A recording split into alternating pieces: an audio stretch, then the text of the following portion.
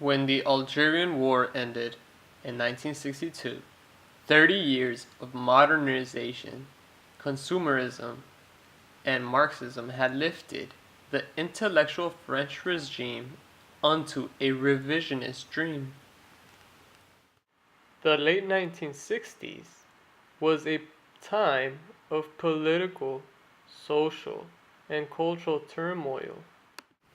Accordingly, global trends propose leftist students heavily dissatisfied with the status quo increasingly radicalized the 60s, which generated greater youth involvement in politics and society. In Europe, for instance, the countercultural movement was enthralled by the youthful nature of a collective rebellion when three college students were arrested for occupying a dean's office. Students all over France rose to their defense in May 1968 when student marchers were assaulted by riot police and built barricades with overturned cars or garbage cans.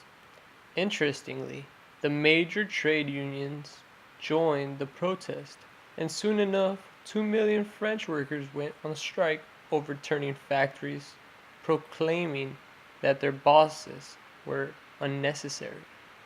In response, the French president, Charles de Gaulle, appeared on television and offered to increase the minimum wage alongside new elections that secured his re-election in late 1968, which made it clear that most voters wanted to return to a normal existence.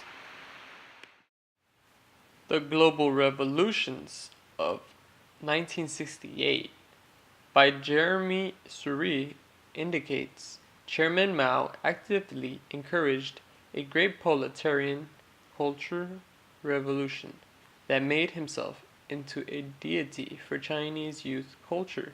Likewise, in 1966, Mao Zedong formed the Red Guard, which group of young men and women attacked their teachers, government officials, and parents for lacking revolutionary zeal. In fact, Mao claimed it was anti-Marxist for communists to fear the student movement. Left-wing students, for example, envisioned the Prague Spring and Czechoslovakian reforms as a type of alternative brand of communism that hopes and dreams were in lieu of a utopian future. The nature of events in China that stemmed from the Great Cultural Revolution inspired university reform across Europe, which evolutionary road towards liberal society was realized. French Maoism was a political dream based on the Little Red Book that beseeched the violence of French police, which invoked the sympathy of the general public.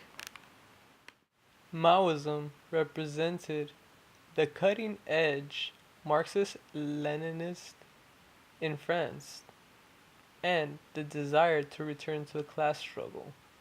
Culture was the site of contestation, mostly because France was and remains a strong hierarchical society with sharp divisions of labor and social positioning. Later, the American journalist John L.